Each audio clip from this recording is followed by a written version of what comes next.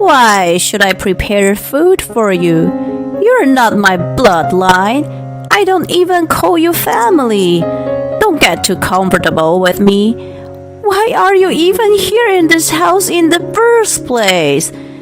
I asked my son and granddaughter to come over so I can spend some quality time with my family. Can you leave us alone? Awkwardness filled the living room of my parents-in-law's house. My mother-in-law, who he eliminated every time we saw each other, was a big pain in my neck. But one day, Mommy, oh my God, it's Grandma. what happened? My blood ran from my face when my panic-stricken daughter told me what happened. My name is Amelia. I married my husband Peter when I was 25 and gave birth to my daughter Olivia when I was 29. I quit my job upon marriage and have been a housewife. I'm 39 now, and my happy family of 3 live in a rented apartment. I live a fulfilled life, but there is one big problem. That is Judy, Peter's mother. Her behavior toward me has been the cause of my headaches. Frankly speaking, she has been bullying me. She told me herself that she doesn't accept me as the wife of her son. Although she did not outwardly oppose our marriage, I've been snubbed for various reasons from the very beginning. She used to show up unannounced, force herself inside the house, and complain about the way I did housework and the taste of my cooking. Before I came pregnant with Olivia, she made unreasonable demands that I have to give birth to a boy. Then she would bring her worn-out, tattered clothes to me, saying, "They look good on you." She even sent me health-rotten vegetables on COD without my permission. In short, she has done pretty much everything that most people would call baiting. What keeps me sane is that Peter and Olivia are always on my side. Whenever Peter finds me being bullied by Judy, he always intervenes. Olivia tells her, "I don't like it when you speak ill of my mom," when Judy talks bad about me. When I go to my in-laws' house, she says something sarcastic about me even in front of Brian, my father-in-law. Every time, he scolds her not to say such things. She never minded and continues to torment me as if it was part of her daily routine. One day, Olivia came home from school with a gloomy look on her face. Normally, she cheerfully shouted, "Mom, I'm home," at the front door, but she was silent. "Hey, sweetie, you're home. What's wrong? Did something happen? Are you sick?" "Hey, Mom, nothing. I'm fine." She brushed it off, but continued to look as if she was in the state of deep thought after that. She was always smiling and cheerful, so it bothered me very much. I knew she was at a sensitive age and didn't want to pester her, but I couldn't just leave it at that. Peter had to work late that day, so it was going to be just the 2 of us at dinner. I thought she would talk to me then.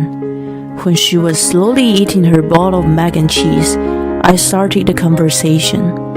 "I'm worried about you. When you say you're okay, it's often not the case. I will never tell anyone and won't get angry.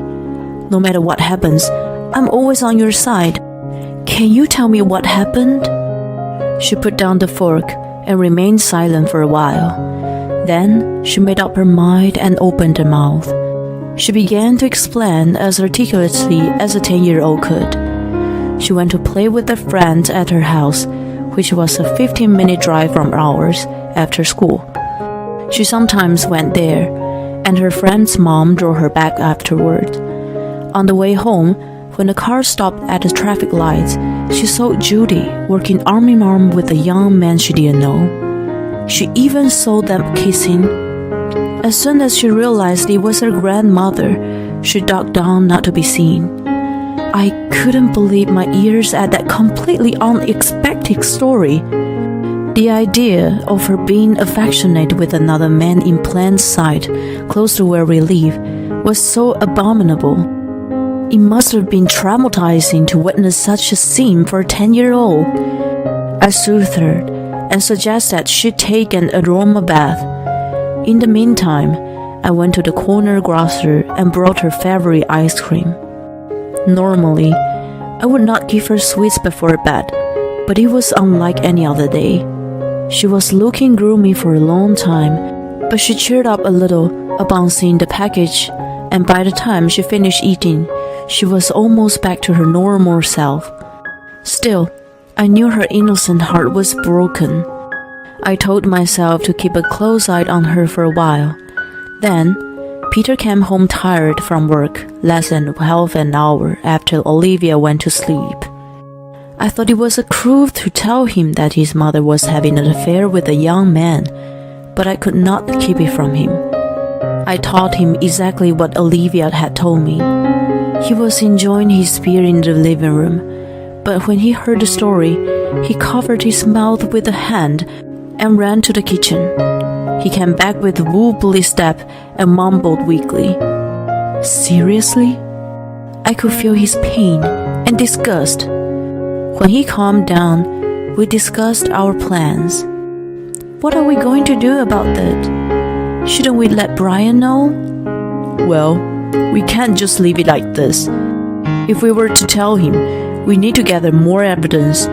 I worry that she could make excuses if we only have Olivia's story.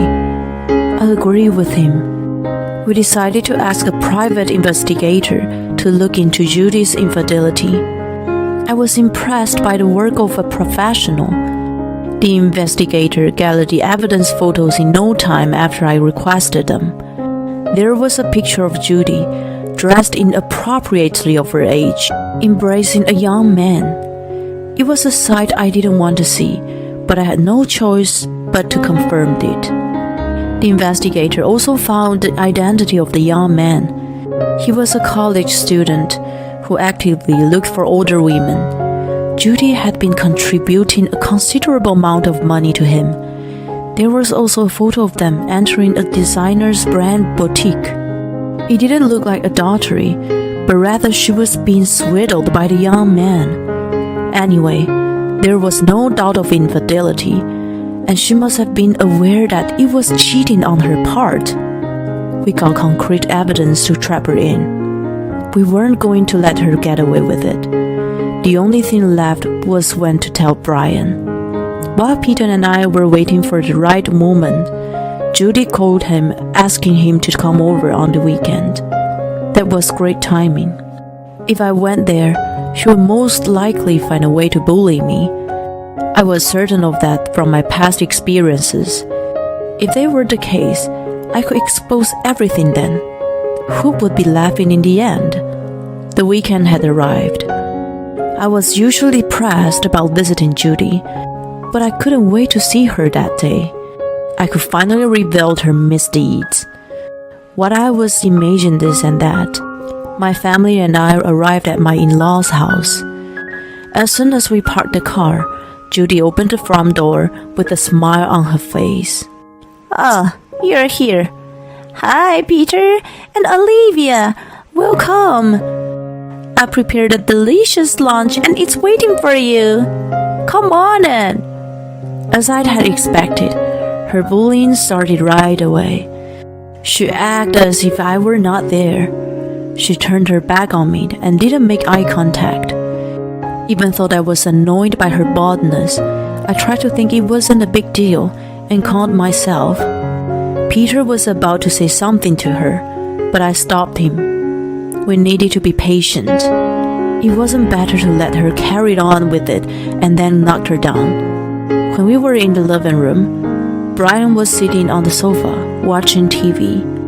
"Oh, Amelia, Olivia, and Peter, welcome. Nothing exciting here, but make yourself at home." He always called my name first. It might have been nothing to him, but it always made me very happy. As I exchanged greetings with him, Judy happily said, "We got a delivery for lunch. Come on, let's eat together. I'm sure the food is delicious."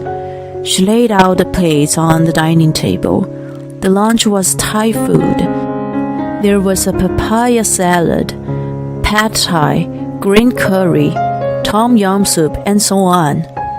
They sure looked delicious, but I was allergic to coriander. Judy, of course, knew that.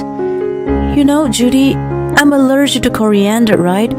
I'm sorry, but I can't eat most of them, she answered. I know that, dismissively. Then, words began to pour from her lips, as though a dam inside her had broken. I don't need you to tell me what you're allergic to. I didn't count you in for lunch anyway. My family is only 4 of us. Brian, Peter, Olivia, and me. Why should I prepare food for you? Why are you even here? I invited Peter and Olivia to come over. What an inconsiderate person you are. She was unstoppable. Let me make this clear, Amelia. You should be ashamed of yourself for being a half-hearted housewife who doesn't even do housework and sits idle all day long. You shouldn't just take advantage of the kind and hard-working Peter. I mean, you don't work and you neglect your housework. What do you do all day, every day? You're not having an affair with some guy, are you? Who knows? Me? Having an affair? Who was talking? Peter, who was standing next to me, gave out a groan of dismay. Well, it was about time. I couldn't believe she brought up the perfect subject herself. I asked Peter if I could bring it up. He nodded enthusiastically. Not only had she been nasty to me, but she had traumatized Olivia. I was going to make her pay for all of that. I took out the photo evidence from my bag and handed it not to Judy, but to Brian. They looked at the pictures in confusion. At first, both of them seemed not to understand what they are looking at, but as soon as I realized, their faces changed color. Brian's turned red and Judy's turned white. I was amazed by the contrast. What are these? As you see, Judy's having an affair with this young man. Olivia saw them together. She suspected me of having an affair, but it seems she was just talking about herself. No, that's not true. I'm not having an affair with Justin. It's purely... Judy was so panicked that she blurted out the young man's name. Brian got angrier and shouted, "Who's Justin?" I heard you brought a lot of things for him. A total of about a couple of thousand? No, I think it's more like a couple of 10,000. You're a housewife too, so where in the world did that money come from? It can't be the money Brian has earned, can it? Oh, you're so bad. You shouldn't take advantage of his kindness. I took the opportunity to press hard on her. Judy was horrified, and even thought her mouth was moving. No words came out of it. She probably never thought that I would talk back to her. Mom, that's been so good to you, hasn't it? Why do you have to cheat on him? I'm ashamed of you for not only bullying Amelia, but doing unspeakable things behind his back. You don't love Grandpa? I feel sorry for him. I don't like you, Grandma. Peter and Olivia was blamed her harshly. I knew something was fishy. You've been sneaking out day and night lately. I checked the bank account and found that you had been withdrawing little by little. I never thought that you were having an affair with such a young man. Brian shook his head in disbelief. Pushed to the edge, Judy somehow rebounded and lifted her chin in defiance. What I do is none of your business. I will live my life the way I want to. Brian erupted with anger at her attitude and shouted at her to get out of the house. His fury didn't subside after that, and the two ended up filing for a divorce. Judy had no income and no savings, so she could no longer contribute to her beloved Justin. He simply abandoned her. How did I find out? Judy told me herself. She was so desperate that she turned to us and stormed into our house. She hoped that we sympathized with her if we knew her devastation. I only have you to rely on, Peter. I can't get in touch with Justin anymore. Please, I apologize to you too, Amelia. I don't trust you anymore. Why don't you just live your life the way you want to?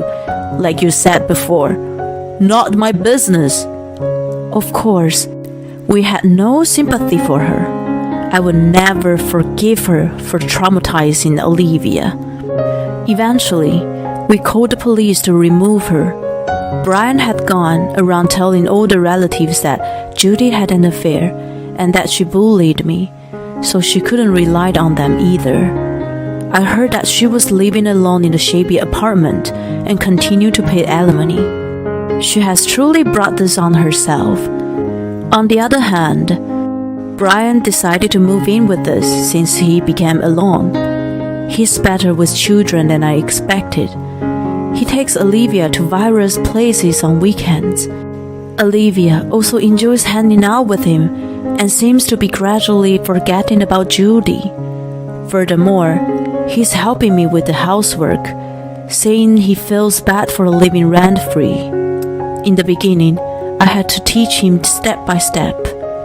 Now he can do everything by himself and even cooks dinner for us. Thanks to him, I'm able to go out and work part-time. It took me a while to get used to working after a long break, but I enjoy being outside the home. I'm even thinking about getting a certification in something. Since Brian has moved in with us, I can feel the quality of our life improving. He protected me when Judy bullied me, and is still supporting me in many ways. Judy was truly an idiot to betray such a nice man. I learned from her mistake not to indulge in immediate greed, and to be grateful for the happiness I have now.